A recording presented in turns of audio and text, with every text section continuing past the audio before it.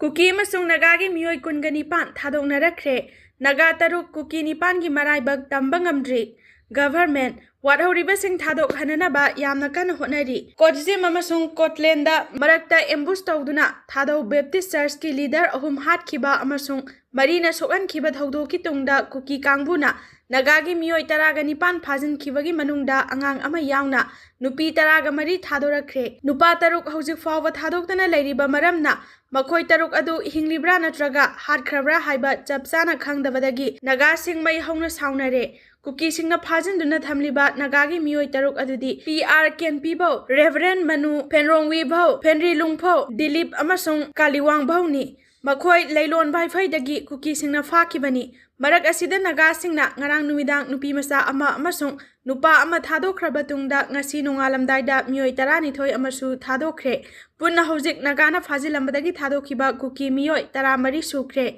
makhoi taramari sukrabasu Naga singi khutta hojiksu Kuki gi miyoi nipan hena leihori makhoi gi maraibak hojik tambangamdaba phibam amada leiri cheiraksida Manipur lengakna phongdorakpagi matung ina Me taraga humdoida sakhangdaba singna Kangpopi district ki Kotlen amasung Kojim gi lonaba mafam amada attack chathaduna misam ahum hatkhibaga loinana atopa mari sokan khibagi matangda case ama register tawraga investigation chathaba haure thodok thokfam amadi akoiba mafam singda thi humbagi thabak chathaduna senariba miyoi sing fanaba hotnari thodok adugi matung tarakpada Kangpopi district ki Supermaina khungang amasung Senapati district ki mafam amadagi misam kaya fajan khibagi matangda lengakna akhanaba thaurang lokhatuna thi humbagi thabak chathari security forces yauna akhanaba thaurang lokhatpagi hojik fawada tongan ba phurup ki misam kungani pan thadorakle phajinduna thamhoriba miyoi singsu asoi angam yawhandana thadok hanana ba lengakna akhanaba thaurang lokhatli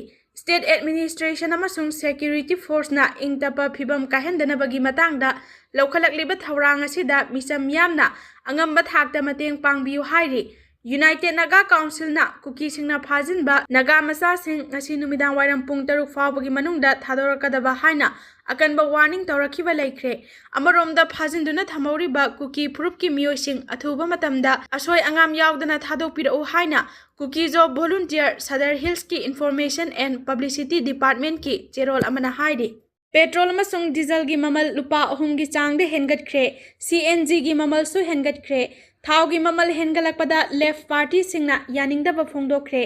Leibag asigi mafam pumdamakta petrol amasung diesel gi mamal liter amada lupa ahum gi changde hengatkre Anokba hengatlaba mamal asi ngasi ayuktagi leibag pumbada satnaba hokre Manipur gi oina hana petrol liter amada lupa 99.20 pirambadu lupa maudrama panga paisa kun pirambadu lupa chamaga sumna ani paisa kunipan yaure hana diesel liter da lupa marfuga mangaga paisa kun taruk dagi hojikna lupa marfuga nipan ga paisa kun mapan yaukre extra premium petrol liter da lupa chamaga sumna taruk paisa nipan pirambadagi hojikna lupa chamaga sumna mapan paisa kun mapan amasung extra diesel na liter da lupa maudraga paisa kuntraga taret pirambadagi lupa maudraga humdoi paisa kunipan yaure petrol amasung diesel gi mamal hengalakpada left party na yamna kanna condemn tawkhre thau gi mamal wangkhalaklabani na potchai gi mamal su wangkhalaklagani amasung masigi saitheng leibak asigi lairaba miyamna phangani hairi Strait of Hormuz ta athingba thamkhibana maram oiraga petrol amasung diesel gi mamal hengalakhibaga loinana CNG gi mamal su lupa ani gi sangde hengatle West Asia da thorakliba sigi matangda Public Oil Refiner ahum Indian Oil Corporation IOC Bharat Petroleum Corporation Limited BPCL amasung Hindustan Petroleum Corporation Limited HPCL na kupna khanaraba matungda tangai fadana petrol diesel amasung CNG gi mamal hengatnaba warep laurakpani hairi West Asia da thorakliba wathok asina maram oiraga malemda sungdoktriba thau gi mamal angakpa phangna wangkhalakhi lan haudringai gi mamangda India na sungdoktriba thau barrel amada $humfuga gi sangda lerambani adubu lan haukraba matungdadi barrel amada $113 gi sangda leiduna lakhi Malem gi oina sungdoktriba thau gi mamal hengalakpaga loinana currency rate अका अकुम लेबना मरम ओइरगा लेबाक असिदा तंगाई फदना थावगी ममल हेनगलकपनी हाइरी थावगी ममल हेनगलकपना मरम ओइरगा transportation दा अकाइब थोलकपगा लोइनना inflation गी सांग वांखलहलकपा याय हाइना अखंग अहैसिंगना मोद पिनरी new Delhi गी think tank अमगी report ना हाय petrol अमसुंग diesel गी ममल हेंगलकलबदी तंगाई फदना संगलबा याद्रबा पोटलमसिंगी ममलसु सोइदना हेंगलकलगनी मदुना मरम ओइरगा मिसम मियामदा असौबा सैथेंग अमा पीरगनी वेस्ट एशिया दा हौजिक थोकलिबा वाथोक असी खुदकते हेक्ते लोइसिनबगी ममी उदबना मतुंग तारकपदसु पेट्रोल डीजल अमदी साक्थोंग गैस की ममल वांखलकपा याबगी फिबमदा लेइरे लेबाक असिगी मरु ओइबा ऑयल कंपनी सिंगना इंटरनेशनल मार्केट अमसुंग करेंसी रेट की फिबम कुपना येंगसिनबगा लोइनना मखा ताबा फिबम लौनबा थौरांग लौखटले हाइदे सिंजमई चोंगथाम लेकाई मपादा बोम पोखाइबदा चही कुनगनी थोइगी नुपा अमा सिरे इम्फाल वेस्ट डिस्ट्रिक्ट की सिंजमई पुलिस स्टेशन कोनबा इम्फाल मोरे लंबीगी सिंजमई चोंगथाम लेकाई मपादा हौखिबा अहिंग नोंयाइदा बोम अमा पोखाइरकपदा मसागी चही कुनगनी थोइरोम सुरबा नुपा अमा सिरे लेखिद्रबा मियोय अदुगी ममिंग निंगथौ खोंजम संजित चही कुनगनी थोइ अपोकपगी मिंग रंजित कौई महाक मोइदांगपोक खुनौ ममांग लेकाइदगिनी पुलिसतगी फंगबा पाउना हाई हौखिबा अहिंगदा सिंजमई चोंगथाम लेकाइगी लंबी परिंगदा असिबा हकचांग अमा लेरे हाइबा पाउ अमा फंखी पुलिसना मफम अदुदा संगसिनबदा मोटरसाइकल अमगा बोमना पांदुना सिबगी हकचांग अमगा फंगबा ngamखी पुलिसना फोंदोरकपगी मतुंग इनदी थौदोक अदु कमदौना थोखिबनो हाइबा चपचाना खंगबा ngamdri अदुमकपु लेखिद्रबा नुपा मसा अदु बोम अदु पुदुना लाकपदा सोइबदगी पोखाइरकपा ओइगद्रा हाइना खनरी महाकी इमुंग मनुंगी मियोइसिंगना असिबा हकचांग अदु मखोइगी मसानी हाइना क्लेम तौरखरे हयेंग पुलिस स्टेशन दा लाकनी अमसुंग पोस्टमार्टम ना सिंगबा तौबगा लोइनना नुपा मसा अदुगी मरी मखोंग कुमना थिगतकनी हाइरी इंडिया की जहाज अमा समुद्रदा लुपखरे ओमान मनाक्ता मिसाइल ड्रोन अटैक चथरखरबा मतुंगदा इंडिया की पोचै होंदोक होंजिन तौबा जहाज अमा समुद्रदा लुपखरे थौंग अदुबु अकनबा मोंगदा यानिंगदबा फोंदोकलदुना मिनिस्ट्री ऑफ एक्सटर्नल अफेयर्स ना हाई मिसम मियामना सिजिननबा पोचै होंदोक होंजिन तौबा जहाजता अटैक चथरखिबगी थौंग असि मालेमगी मिपुंग खुदिंगमकना ख्वाइदगी कनबा मोंगदा कंडेम तौफम थोई ओमान मनाक्ता लुपखरबा जहाज अदु हाजी अली हाइना मिंगथोनबा जहाज नि हाइना ministry of ports shipping and waterways ना फोंदोखी थौदोक अदुगी मतांगदा मिनिस्ट्री की एडिशनल सेक्रेटरी मुकेश मंगल ना हाई इंडिया की जहाज अदु सोमालियादगी जरहा तमना लाकपगी लंबीदा अटैक चथरकपदगी समुद्रदा लुपखिबनी जहाज अदुदा तोंखिबा क्रू मेंबर 13 मक ओमान की कोस्ट गार्ड ना रेस्क्यू तौबा ngamhore फेब्रुवारी 19 दा यूएस अमसुंग इजराइल ना ईरान दा अटैक चथदुना वेस्ट एशिया दा सरांगनबा फिबम अमा थोअनख्रबा मतुंगदा इंडिया की पोचै होंदोक होंजिन तौबा जहाज दा अटैक चथरकपा हंदकना अनिरक सुबनी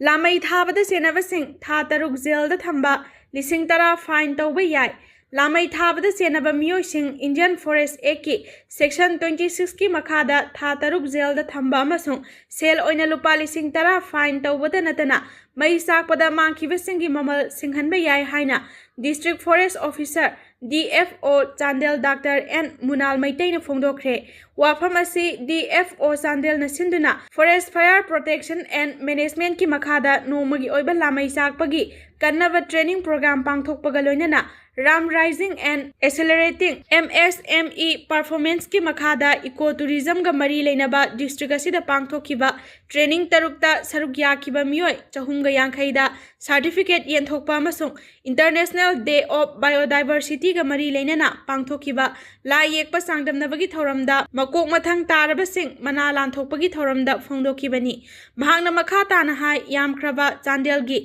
स्क्वायर किलोमीटर 1,950 रोंगी फॉरेस्ट की लंबू staff कुनरो मसिना ngak senbu oithokloi maram aduna miyam gi mateng yaudana forest department na thabak amata pangthokpa ngamloi haiki khusem gi oiba maongda mulhanba uhai sabana kidney soalli study khusem gi oiba maongda mulhanba uhai sabana kidney soalli haina report amana phongdokli report asina hai taga tekpa hekpada ngariba uhai mulhanbada sizinariba chemical asi calcium carbide ni chemical makal asi sizinaraga lafoi tarbus amadi kihomna singba asangba uhai sing mulhanbagi thawong paksana satharakpa thengnare kaithelda uhai gi demand hengalakpana maram oiraga uhai thabagi senfamda lairiba lawmi singna marang kaina piba ngamdabagi fibamda lakle atenba matamgi manungda amunba uhai marang kaina kaithelda puthokpa ngamnabagi pandamda calcium carbide सिजिनरगा खुसेम की ओइबा मओंगदा पाक सना उहैसिंग मुलहनबगी थवोंग चथरकपनी कैल्शियम कार्बाइड हाइरिबा केमिकल असी इसिंगा हेक सोकनबा मतमदा कैल्शियम हाइड्रोक्साइड अमसुंग एसिटाइलिन गैस पुथोरई एसिटाइलिन गा मानबा मओंगदा मथौ तौरिबा एसिटाइलिन गैसना अतेनबा मतमगी मनुंगदा उहैसिंग मुलहनबा ngami कैल्शियम कार्बाइड सिजिनरगा मुलहनबा उहैसिंग येंगबदा मुनबा मालबसु चाबा मतमददी असेंगबा महाव फंगदे मसिगिसु मथक्ता कैल्शियम कार्बाइड सिजिनबना उहै चारिबा मियोइसिंग अमदी उहैसिंग अदुबु मुलहनबगी थबक तौरिबा सिनमीसिंगदा खुदोंग थीबा कयामरुम थोहलकपा याय केमिकल मखल असिदा यावरिबा आर्सेनिक अमसुंग फोस्फरसना चिन अमसुंग नातोंदा अकायबा थोहलकपगा लोइनना स्किन अल्सर तौनबगी मथक्ता किडनी फावबा अमांग अता थोहलकपा याय बर्जिलियन जर्नल ऑफ नेफ्रोलॉजी ना फोंगलकपा रिपोर्ट अमदा यूनिवर्सिटी ऑफ बिनाइन की रिसर्चर सिंगना हाई कैल्शियम कार्बाइड सिजिनरगा मुलहनबा लफोइ चाबना किडनी की मथौदा अकायबा थोहलकपगा लोइनना हक्चांगी कयात अयाम्बा सोहलकपगी खुदम थेंगनरे नाइजेरियादा लैबा यूनिवर्सिटी ऑफ बिनाइन की रिसर्चर सिंगना उसीदा सांगयेंग तौदुना येंगबदा वाफम असी खंगबा ngamlakibani लैबाक अयाम्बदा कैल्शियम कार्बाइड सिजिनबा मपुंग फाना अथिंगबा थमख्रबसु हौजिक फावबा लैबाक खरददी केमिकल मखल असी मरांग कायना सिजिनबा थेंगनरी federal university of Campina Grande की रिपोर्ट मतुंग इना मालेमगी मफम अयाम्बदा योलिबा अमुनबा उहै अयाम्बा खुसेमगी पांबैना मुलहनबा उहै ngakतनी हाइरी अतेकपा ओइना हेक्लकपा उहै सिंग केमिकल सिजिनदुना मुलहननबगी अतोपा पांबै पुथोक मथौ तारकले करिगुंबा केमिकल सिजिनदुना उहै मुलहनबगी थवोंग असि मखा ताना अदुमक चथरकपा थोकलबदी मियोइबगी पुंसी खुदोंग थिनिंगाई ओइरकले हाइना रिपोर्ट असिना मखा तारी बीजेपी ने लेंगाक पाइरकपदगी नीट एग्जाम की क्वेश्चन पेपर लीक ओइबा अनौबा नत्ते पॉपुलर इंडिया दा बीजेपी ने लेंगाक पाइरकपदगी नीट एग्जाम की क्वेश्चन पेपर लीक ओइबा अनौबा नत्ते ममांग दा अरुबा एग्जाम कया की क्वेश्चन लीक ओइबगी प्रॉब्लम लैख्रे हंदकी असिसु राजस्थान की बीजेपी लीडर अमा चेनरंबगी सीबीआई ना फारे हाइना मणिपुर प्रदेश कांग्रेस कमिटी की जनरल सेक्रेटरी एन पॉपुलरना ngasi कांग्रेस भवन दा पांगथोखिबा एनएसयूआई की पावगी मिफम अमदा फोंदोखरे महांगना मखा ताना हाइखिबदा राजस्थान की बीजेपी लीडर दिनेश बिवाल कौबा अमना लुपा लाख 50 दा क्वेश्चन असी लैरगा एग्जाम थागदबा महिरोय कयादा क्वेश्चन असी लुपा लाख ते योनखी अदुबु थौदोक अदुगा मरी लेनना सीबीआई ने सथरखिबा इन्वेस्टिगेशन की मनुंग चन्ना बीजेपी की लुसिंगबा दिनेश बिवाल असी फागतख्रे क्वेश्चन लीक ओइबदगी नेशनल टेस्टिंग एजेंसी ना एग्जाम असी कैंसल तौखिबदगी गोवादा महिरोय अमा थवाई नुंगाइतबदगी सीख्रे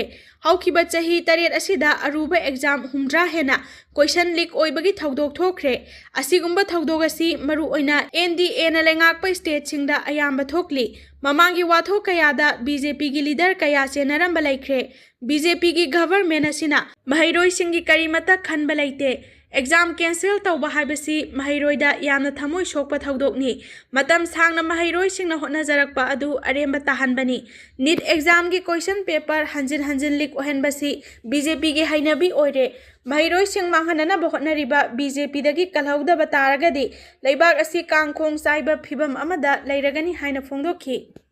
जून 28 नीट यूजी की परीक्षा अमुक हना पांगथोकलगनी हाइना लाउथोखरे नीट यूजी 2023 एग्जाम लाक्लिबा जून 28 अमुक हना पांगथोकलगनी हाइना नेशनल टेस्टिंग एजेंसी एनटीए ना लाउथोखरे सोशल मीडिया दा थागलकपा वारोल अमदा एजेंसी असिना कैंडिडेट सिंग अमसुंग मखोइगी ममा मपा सिंगना एनटीए की ऑफिस चैनल सिंग येंगनबा अपील तौरकली मसीगी ममांगदा था सिगी अहुमदा पांगथोखिबा नीट एग्जाम अदु पेपर लीक ओइरे हाइबदगी कक्थतखी अमसुंग सीबीआई ना हौजिक थिजिनबगी थबक चथरी नौना पांगथोकदौरिबा national eligibility entrance test exam की दमकता सेम सारिबा सिंग अदु union education minister Dharmendra Pradhan की मयुमदा ngarang numidang pangthokhiba awangba thaki mifam amana kupna yengsinkhre mifam aduda NEET परीक्षा asi ningthina asoi angam yaudna pangthoknabagi matangda kupna khana nainakhi mifam aduda higher education secondary Vinit Joshi school education secretary Sanjoy Kumar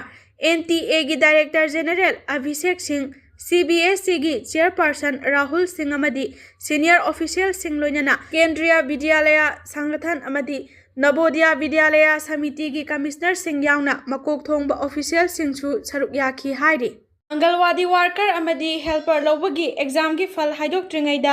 nauna worker amadi helper launaba notification thokre. Social Welfare Department Angalwadi worker helper lobagi exam haidoktrigai nauna amuk notification thoktuna worker amadi helper launaba thaurang chathariba thawong asina Social Welfare Department asi politics chathaduna award apa saduna manghangadra singnaba leire haina exam yaukhraba kayana phongdorakli haukiba chahi lisingani kunmanga gi November kunga manga da department asigi deputy commissioner Imphal West district Mayanglangbam Rajkumar Singhna khuyek piduna notification ama thoktuna Angalwadi worker kuntragani thoi amadi helper humdraga tare logani haiduna writer test tawduna exam na lamsang praja higher secondary school da chahi edugi December 13 da pangthoki adubu ngasi fawa exam gi fal lauthoktana leiri hairi talak asida handak nauna May 9 da Social Welfare Department ki director nauna oiriba Sheikh Abdul Hakim na khuyek piduna notification ama thorakli notification adugi matung ina Angalwadi worker chatret ka humdraga taret aduga helper na lising aniga chama logani haina exam amadi interview mafam leptuna process athaba hauki adubu hanagi fawa exam haidoktana leiraga nauna amuk worker amadi helper logani haibasi tabada miyamna samamnaba ama pokhalle miyamna singnariba si department asina sengdokpiu loinana lenga ki mapi mapa oiriba chief minister nasu mityeng changbiu hairi department asigi makhada paikhatkadaba ICDD project asi nupi angang amadi ahal oiraba phawbagi masam u phana thamnaba hotnaribani masida senja thumja tawbagi mami tahaningde matam gi piriba nutrition gi potlam sing asisu afaba potlam sing pihaningi mangal hawai musori khara pibanadi angang miron binupi gi masa fan bangamloi masisu lengakna mityeng changbiu hairi Inglisingani kun manga da pangthokiba exam hana haidokpiu hainasu lengaki pungning singsilakli hojik fawba Manipurda Angalwadi center asi mini tharaga lising 13 ga 510 lairibani hairi